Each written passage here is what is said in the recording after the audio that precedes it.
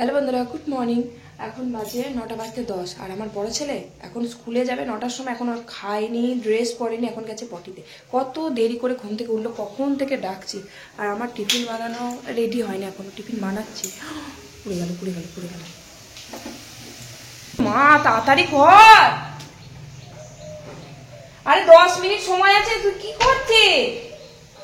আর বলো না, সকাল থেকে ডাকছি বারবার, প্রত্যেকদিন যেটা আমার কাজ, ওকে সকালবেলা ঘুম থেকে ডেকেই যাই, উঠতেই চায় না। সত্যি আমার আজকে ভীষণ রাগ হয়ে গেছিল, কারণ বইয়ের ব্যাগটা পর্যন্ত গোছায়নি। তারপরে আবার ঘুম থেকে উঠবে, ব্রাশ করবে, তারপরে চান করবে, খাবে, ড্রেস পরবে, কতটা সময় লাগবে বলো তো। ও মা ঘুম থেকে ডেকেই যাচ্ছি, ও তো ওঠার নামই নেই। 8:30 বাজে, তাও উঠছে না। তাহলে কি বলবো বলো, একটা ছেলেকে কতবার ডাকতে হয়। তারপরে আবার ওর বাবা দিয়ে আসে না, অটো করে যায়। তাহলে ওকে আগাম করে তাড়াতাড়ি করে উঠতে হবে তো। আর ওদিকে অটোওয়ালা দাঁড়াতে যাবে, সময় লাগবে, তাহলে তাড়াতাড়ি তো যেতে হবে ওকে। আর 5 মিনিট সময় আছে, 5 মিনিটের মধ্যে খেতে পারবি? এদিকে আমার গুবলু সোনা উঠে পড়েছে, তো টিফিনটা ভরে দিয়ে 5 মিনিট সময় আছে, 5 মিনিট, ঠিক আছে? বারবার করে বলে দিচ্ছি 5 মিনিট সময় আছে, একটু তাড়াতাড়ি খাবি। তো বাবা এখনই চেঁচাবে, দেখ এখনই বলবে হয়েছে। আজকে আমি ঘুম থেকে কিন্তু অনেক তাড়াতাড়ি উঠেছি। আজকে আমি 7টার সময় ঘুম থেকে উঠে পড়েছি, কিন্তু আমার কাজও কমপ্লিট। আজকে ঘর মুছিনি, জানো তো কী অবস্থা। ঘরগুলো সব মুছেছি, মানে 3টে ঘর মুছেছি, বাইরেটা মুছিনি। কালকে ঘর মুছে আমার ঘর একটু শুকাচ্ছে না, ঘর থেকে আমার জল উঠছে। দিয়ে আজকে আমি ঘরগুলো মুছেছি। ঠাকুরের ঘর তো, ঠাকুর পুজো হবে এবার, ওই জন্য ঘরগুলো মুছেছি। ঘর না মুছলে তো হবে না, ঘরে তো বারবার ঢোকা হচ্ছে না। ঘরগুলো মুছেছি, যখন শুকাবে। এবার বাইরেটাই দেখো, বাইরেটা আমি মুছিনি, কারণ বাইরেটা কালকে জল উঠছিল, শুকোচ্ছিল না, ওই জন্য আজকে মুছিনি। দেখি রোদ যদি ওঠে তাহলে বেলায় মুছবো। আমি ঘর না মুছে থাকতে পারি না, আমার কেমন যেন লাগে। আর ওই যে ওই বারান্দাতে টিফিন বানালাম, সব এঁঠো কাটা হয়ে আছে, ওগুলো তো মুছতে হবে, পরে মুছবো। এখন কিচ্ছু মুছবো না, 9টা বাজে। ওগুলোকে খাওয়াই গিয়ে রান্না করি গা, দিয়ে তারপরে বেলায় দেখি না টিফিনটা প্যাক করে দিই। আমি তাড়াতাড়ি ঘুম থেকে উঠে পড়লে কি হবে, ও তো তাড়াতাড়ি ঘুম থেকে ওঠে না। এবার টিফিনটা আমি রেডি করে দিয়ে ওকে যে আমি তাড়াতাড়ি খাইয়ে দেবো, কিন্তু ও রেডি হবে, চান করবে, তারপর ড্রেস পরবে, তারপরে ও খায় লাস্টে। যদি তাড়াতাড়ি ঘুম থেকে ওঠে, আমার তো কাজ তো হয়েই যায়, তাহলে ওকে খাইয়ে দিতে পারি। কিন্তু দেরি করে ঘুম থেকে উঠে পড়ে, 9টা বাজিয়ে ফেলে। ও খেতে খেতে 9টা বাজিয়ে ফেলে। এদিকে আমার গুবলু সোনা ঘুম থেকে উঠে পড়ে, ওই জন্য ওকে খাওয়াতে হবে বলে ওকেও খাইয়ে দিতে পারি না। বাবা রে, এগুলো বার করিস না কেন ব্যাগ থেকে? প্যাকেটগুলো সব ব্যাগের মধ্যে জল করে রেখে দেবে। প্যাকেটগুলো কোথায় পেলি? তুই তো এখন টিফিন নিয়ে যাচ্ছিস বাড়ি থেকে, তো বানানো টিফিন। বইয়ের ব্যাগ গুছিয়েছিলি? বাহ, ভালো ভালো। ঘুমাগা, বইয়ের ব্যাগের চেন খোলা। বলি রাতের বেলা ব্যাগটা গুছিয়ে রাখতে, ভালো। 9টা 15 বাজে, যা তাড়াতাড়ি। দুটো কোনো পড়। গুবলু সরে আসো। মাছ নিলে নাকি? ছোট ছোট বাটাগুলো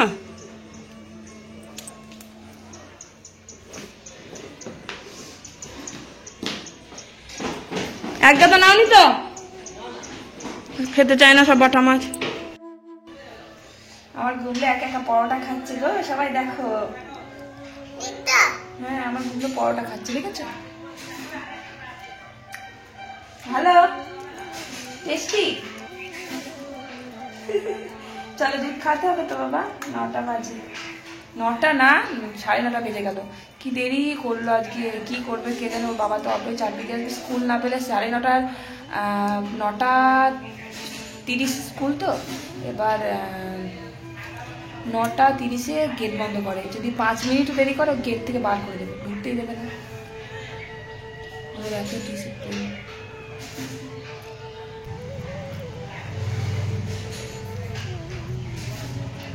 খাও, আবার নিচে যাই, দেখি ভাত তো হয়ে গেছে উপরে, তরকারি করবো, ভাবছি একটু আলু চচ্চড়ি করবো জলখাবারে ভাত খাওয়ার জন্য। কোনো দিনও 9টা 15 স্কুলে যায়নি, এই ফার্স্ট টাইম। তা আবার ও একা যাবে, ভাবাই যায় না। এত লেট করে ফেলেছে, আমার তো খুব মাথা গরম হয়ে গেছিল, কি বলবো। সত্যি মানে বিরক্ত লেগে যায় মাঝে মাঝে, জানো তো। এত লেট করে ওঠে প্রত্যেক দিন। একটু তোকে বুঝতে হবে, এবার তো বড় হয়েছে, এবার তো টাইম মতন ওকে উঠে পড়তে হবে। একটু টাইমের আগে উঠলে কত ভালো হয়, তাড়াহুড়ো করতে হয় না। কি তাড়াহুড়ো করেছে খেলো ভাবতে পারবে না তোমরা। আমার এত রাগ ধরছিল। এদিকে ওর বাবার দোকানে কাজ আছে, ওর বাবা দিয়ে আসবে, তাড়াহুড়ো করছে।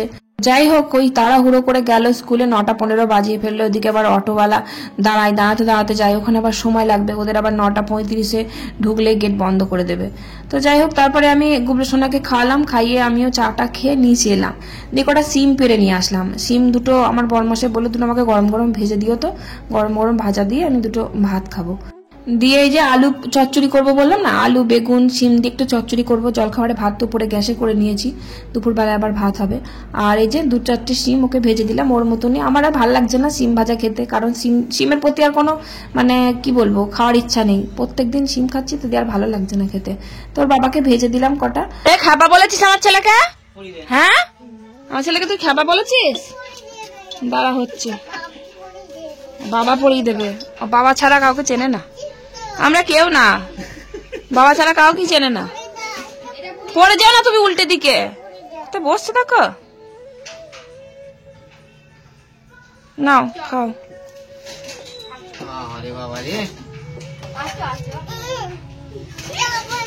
বাবার কাছে ছাড়া নড়বে না, কিন্তু আশা করলে কি হবে। এই সকালবেলা ওর বাবার হয়ে যায় জ্বালা, কারণ সকালবেলা আমি যখন ওকে নিচে নিয়ে আসি না তখন সোজা বাবার দোকানে চলে যাবে, আর ওর বাবাকে একটু কাজ করতে দেবে না, শুধু বলবে কোলে নাও কোলে নাও। বাবার পেছন ছাড়বে না একদম, সব সময় বাবার কাছে। যতক্ষণ বাবা মানে দোকানে বসে থাকবে কাজ করবে ততক্ষণও বাবার কাছে গিয়ে বসে থাকবে। আবার ওর বাবার দোকানটা বন্ধ করে এসে যে মাঠে যায় তো ওকে লুকিয়ে রাখতে হয়, তা না হলে খুব কান্না করে দেখলে মাঠে যাব বলে। আবার ওর বাবার আসতে দেরি হয়, তাও তো মাঝে মাঝে একদিন মাঠ থেকে ওকে ঘুরিয়ে নিয়ে আসে।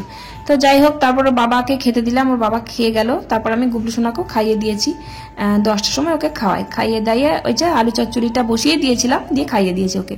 আলু চচ্চড়িটা করলাম জলখাবারে খাওয়ার জন্য, কারণ জলখাবারে আলু সিদ্ধ দিয়ে ভাত খুব একটা ভালো লাগে না। আর একটু পেঁয়াজ ভাজলাম আলু সিদ্ধ মাখার জন্য, আর একটু আলু চচ্চড়ি করলাম। আর আজকে আলুর দম করলাম। এই যে আলুর দমটা বেশ সেদিন করেছিলাম পেঁয়াজ রসুন দিয়ে, খুব ভালো লাগছিল খেতে, তাই ভাবলাম আজকে একটু আলুর দমই করি। আর ওই যে ছোট ছোট বাটা মাছ এনেছে, বাটা মাছ না ওই আলু বেগুন দিয়ে ঝোল খেতে আর ভালো লাগছে না। এমনি বাটা মাছ আমার ভালো লাগে না, আমার বড় ছেলেও খায় না, তো নিয়ে ফেলেছে। তো কি আর করা যাবে, ভাবছি যে বাটা মাছটা শুধু ঝাল করব আজকে, কারণ বাটা মাছের ঝোলই করা হয়, তা না হলে ভাজা রেখে দিই। তাই ভাবছি আজকে আর ভাজা বা ঝোল করবো না, আলু বেগুন দিয়ে আজকে একটু বেশ ভালো করে মশলা দিয়ে একটু ঝাল ঝাল করে রান্না করব। আর এটা কি বলতো, এটা হচ্ছে ওই পটলের পাতা একটু বেগুন দিয়ে ভাজা করলে ভালো লাগে, কিন্তু পটলের পাতা একটু খসখসে তো, তাই একটু কুচিয়ে নুন মাখিয়ে রেখে দিয়েছিলাম। পাতা একটু নরম নরম হয়ে গেলে তারপরে বেগুন দিয়ে ভাজলে একটু সিদ্ধ হয়, খেতে ভালো লাগে। তা না হলে কুচিয়েই তেলের মধ্যে দিলে একদম কেমন একটা হয়ে যায়, খসখসে, সিদ্ধ হয় না, চিবড়ি চিবড়ি হয়ে যায়। তো নুন মাখিয়ে রেখে দিয়েছিলাম আমি, নরম নরম হয়েছে, একটু বেগুন দিয়ে ভাজলাম। আমাদের বাড়িতে কিন্তু পটল পাতা বেগুন দিয়ে ভাজার থেকে বড়া খেতে খুব ভালোবাসি, বেটে বড়া খেতে। তো অনেকগুলো পাতা এনেছে, আজকে ভাবলাম বেগুন দিয়ে ভাজি আর কালকে বেটে বড়া করে দেব। তো ওটা ভাজলাম বেগুন দিয়ে। আর এই যে মাছগুলো, বাটা মাছগুলো শুধু ঝাল করলাম মশলা দিয়ে, একদম পেঁয়াজ রসুন দিয়েছি, পেঁয়াজ রসুন দিয়ে শুধু ঝাল করছি। ওই যে আলুর দমে যে মশলা দিলাম না, ওই মশলা একবারে বেটে নিয়েছি, সেই মশলা দিয়ে একদম মাছটা একটু ঝাল ঝাল করে নিলাম। আর আজকে তাড়াতাড়ি করছি কারণ উপরে ঘরটা মোছা হয়নি। ওই যে সকালবেলা বললাম না যে ঘর আমি মুছিনি, ঘর শুকোচ্ছিল না, রোদই উঠছে না, একদম 4-5 দিন হয়ে গেল, কেমন মেঘলা মেঘলা ওয়েদার, ভালো লাগছে না। এই পুজোর সময় এরকম মেঘলা ওয়েদার হলে হয়, কারণ সবাই জামা কাপড় কাচে, ঘর পরিষ্কার করে, ঘরের দেওয়ালগুলো যে ভাবলাম মুছবো, কিন্তু উপায় নেই, কিছু করার নেই, দেওয়াল দিয়ে এমনি জল টপকাচ্ছে, আবার তার উপরে মুছলে পারে পুরো যাচ্ছে তাই অবস্থা হয়ে যাবে। তো কাজের তো আর শেষ নেই। নিচে রান্না বান্না সব কমপ্লিট করে কড়াইটা মেজে ধুয়ে রান্নাঘর পরিষ্কার করলাম। যে সকালে যেসব টিফিন বানিয়ে দিয়েছিলাম, খাবার বানিয়ে দিয়েছিলাম, ভাত করেছিলাম, সেগুলো সব এটোই পড়ে আছে, পরিষ্কার করার সময় হয়নি, নিচে চলে গেলাম না তাড়াতাড়ি করে, কারণ 9টার মধ্যে নিচে না গেলে আমার রান্নার টাইম মতন কমপ্লিট করতে পারবো না। তো বাসনগুলো পড়েছিল, আমি এরকম সময় এসে রান্না বান্না সেরে বাসনগুলো ধুয়ে নিই। তো এই যে বাসনগুলো সব ধুয়ে নিলাম, তারপর আবার গুবলুকে চান করাতে হবে, খাওয়াতে হবে। আবার এই যে ঘরটা মোছা হয়নি, ওই শুধু 3টে ঘর মুছে রেখে দিয়েছি, ঠাকুর ঘরটা আর আমাদের 2টো ঘর, ওই ঘর 2টো শুধু মুছে রেখে দিয়েছি। ঘরটা বেশি তো আমরা খুব একটা যাই না, এই সামনের বারান্দাতে তো যাতায়াতটা বেশি হয়, তো ঘরগুলো মুছে রেখেছিলাম। সকালবেলা ঘরগুলো শুকিয়ে গেছে, আর বারান্দাটা মুছিনি, তার কারণ যাতায়াত করব, যাওয়া আসা করবো, কাজ করব, তার জন্য বারান্দাটা মুছিনি, আর শুকোচ্ছিল না। তো বেলাতেও একটু রোদ হয়নি, কেমন মেঘলা মেঘলা ওয়েদার, না বৃষ্টি হচ্ছে না কিছু হচ্ছে, এইরকম ওয়েদার হয়ে আছে। এই কাজ করতে করতে সারা দিন চলে যাচ্ছে। আজকে যে ভাবলাম যে বারান্দাটা একটু ঝুল টুল করে ঝাড়বো, কিন্তু হলো না আজকে বারান্দার ঝুল ঝাড়া, কারণ দেরি হয়ে যাচ্ছে। এই ঘরটা মুছবো, দিয়ে গুবলু সোনাকে আবার চান করাবো, খাওয়াবো, ওর জন্য দেরি হয়ে যাচ্ছে। ছেলেটা আছে যে, কারণ ওকে খাওয়াতে অনেক সময় লেগে যায়, চান করতে গিয়ে দুষ্টুমি করে, তারপরে খেতে গিয়ে কতক্ষণ সময় লাগে। ওই জন্য মানে একটু সকালবেলা যেমনি জল খাবার 10টার সময় খাওয়ায়, তো তখন আমাকে কড়াই নামিয়ে দিয়ে ওকে খাওয়াতে হয়। এবার ও খেতে 1 ঘন্টা সময় লাগায়, মা ওদিকে বাবাকে খাওয়ায়, ওই জন্য তখন রান্না করতে না আরো আমার বেলা হয়ে যায়। যতক্ষণ ওকে খাওয়াই ধরো, ততক্ষণ আমার একটা তরকারি হয়ে যায়, কিন্তু হয় না, তরকারি জোগাড় করা থাকে না, মশলা করা থাকে না। তার জন্য কড়াইটা নামিয়ে দিয়ে ছেলেটাকে আগে খাওয়াই, তারপরে ধীরে সুস্থে রান্নাটা কমপ্লিট করি। তো যাই হোক, তারপরে উপরে এলাম, গুবলু সোনাকে চান করিয়ে দিয়েছি, কিন্তু এখনো খাওয়ানো হয়নি। জামা কাপড় কটা কাচবো, কেচে তারপরে খাওয়াবো। 1টা মতন বাজে, খুব বেশি বেলা হয়েছে তা না। এই যে জামা কাপড় বলতে এই মশারিগুলো কাচ্ছি, কারণ পুজোর সময় একটু মশারিগুলো একটু হালকা নোংরা হয়েছে, কেচেছিলাম কিছুদিন আগে, কিন্তু কি বলতো মশারি টাঙালে না ওই উপরটুকুই শুধু দেখি ধুলো হয়ে যায়, কেমন কালো হয়েছিল। তাই এবার সামনে পুজো, লোকজন আসবে বাড়িতে, তার জন্য মশারি দুটো কেচে দিলাম 2 ঘরে। তো তারপর এই যে চান টান করলাম, করে ছেলেটাকে খাওয়ালাম, খাইয়ে ঘুম পাড়িয়ে যে আমি খেতে বসলাম।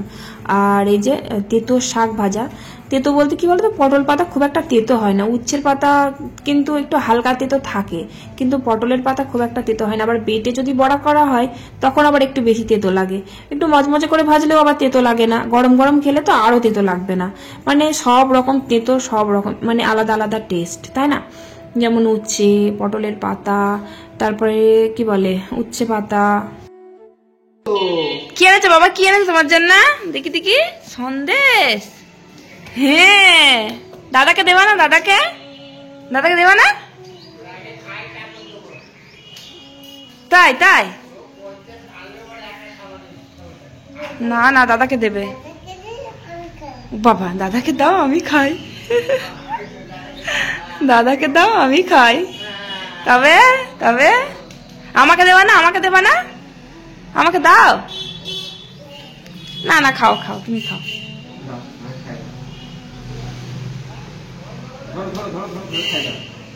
তুমি খাও, তুমি খাও।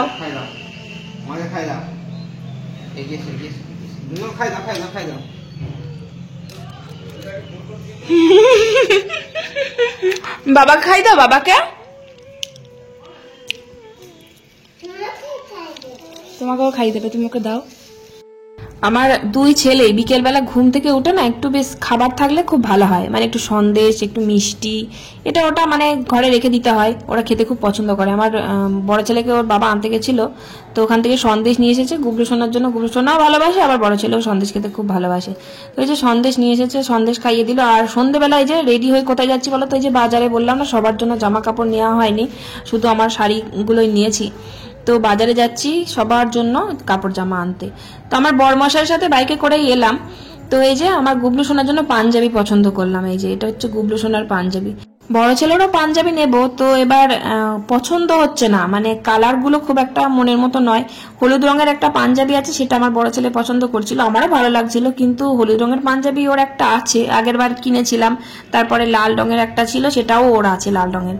তার জন্য আর ওই দুটো নিলাম না। এটা একটু মানে অন্যরকম কাজ করা, একটু এরকম কিন্তু পরেনি কখনো, তাই জন্য এরকমই একটা নিলাম। আর আমার শাশুড়ি মায়ের জন্য শাড়ি, আর কি কি নিয়েছি আমি বাড়ি গিয়ে তোমাদের দেখাবো অবশ্যই। আর আমার বরমশের জন্য একজন কমেন্ট করেছে যে পাঞ্জাবি কেনো তোমার বরের জন্য, তো আমার বর পাঞ্জাবি পরবে না। এমনিতে আমি যেসব জামা কাপড়গুলো পছন্দ করি বা প্যান্ট পছন্দ করি, সেগুলো কিনে নিয়ে গেলেও পরে না, পছন্দ হয় না, মানে আমার পছন্দ হয় না সোজা কথায়। তাই জন্য আমি ওর কোনো জামা কাপড় কিনি না সত্যি করে।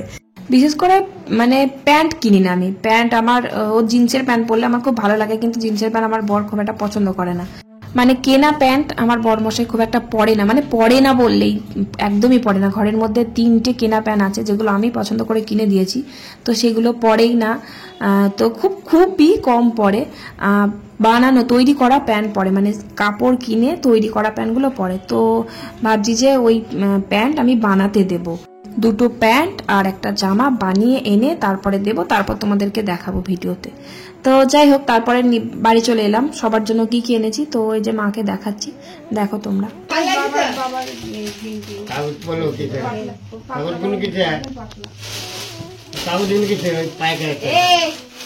বিল বিল ওটা বিল।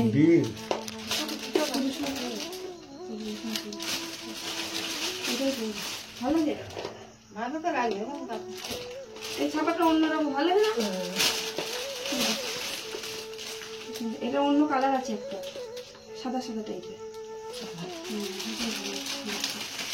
আর এটা থেকে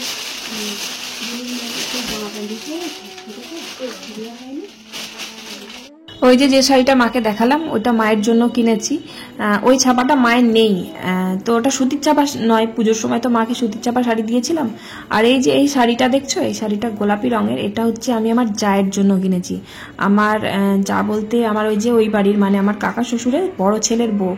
তো আমার জীবনে আমার গুবলু সোনা হওয়ার সময় হসপিটালে যখন আমি ছিলাম, নার্সিংহোমে যখন ছিলাম, তখন আমার ওই যা আমাকে যা দেখেছে না, মানে আমার পাশে যেভাবে ছিল ওরকম মনে হয় আমার মাও হয়তো থাকতে পারতো না। মানে ওকে আমি অসময়ে খুব খুব পাশে পেয়েছি। ওই সময়টা যে আমার কেমন গেছে সে আমিই জানি, আর আমার একমাত্র ভগবানই জানে। ওই সময়টা ও আমার পাশে খুব ছিল। সে কি মানে অসহ্য যন্ত্রণা সে বলার মতন না। মানে যখন আমার ডেলিভারি হয়ে যাওয়ার পর সেলাই আমার এত যন্ত্রণা করছিল, থাকতে পর্যন্ত পারছিলাম না। ও আমার পাশে থেকে আমার মাথায় হাত বুলিয়ে দিয়ে সারা রাত ঘুমায়নি। 4টে দিন আমার কাছে ছিল, 4টে দিন সারা রাত ও ঘুমায়নি, আমার পাশে ছিল। তো আমার খুব শখ ছিল যে নিজে যেদিন ইনকাম করব সেই ইনকামের টাকায় আমি ওকে একটা শাড়ি দেবো ভালো দেখে। তা ওর জন্য আমি একটা শাড়ি আনতে পেরেছি অবশেষে। এতদিনে আরো আগে দেওয়া দরকার ছিল। মানে এটা ভেবো না যেন যে ও যা করেছে তার ঋণ শোধ করছে, এটা কখনোই হয় না। মানে ও যা করেছে সেরকম সেই ঋণ কখনো শোধ করা যায় না। তো খুব ভালোবেসে আর কি ওকে একটা শাড়ি দেওয়ার খুব ইচ্ছা ছিল। তো আগের বছর পুজোর সময় ও আমাকে একটা শাড়ি দিয়েছিল। কোথায় আমি দেবো কি, ওই আমাকে দিয়েছিল। আগের বছর না তার আগের বছর হবে। তো আমি এবছর ভাবলাম, মানে অনেকদিন থেকেই ভাবছি যে ওকে একটা শাড়ি দেবো, অনেক দিন থেকে ভাবছি। তো যাই হোক ফাইনালি ওর জন্য একটা শাড়ি নিয়ে এসেছি ওকে দেওয়ার জন্য। তো আমার শ্বশুর মশাইয়ের জন্য একটা গেঞ্জি নিয়েছি, আর বড় ছেলে ছোট ছেলের জন্য দুটো পাঞ্জাবি, দেখলেই তো। আর এই যে আমি আমার শাড়িগুলো নিয়ে এসেছিলাম না, তখন মাকে দেখানো হয়নি। তো আমি ভাবছিলাম যে একবারে সবার জন্য নিয়ে এসে তখনই দেখাবো, কারণ শুধু আমার শাড়িগুলো দেখাবো, কারোর জন্য নিয়ে আসা হলো না, তাই জন্য আমি দেখাইনি। তো এই যে মাকে দেখালাম। আর ব্ল্যাক কালার শাড়িটার জন্য যে আমি ব্ল্যাক কালার শাড়িটা নিয়েছি, তো ব্ল্যাক কালার একটা ব্লাউজ আছে।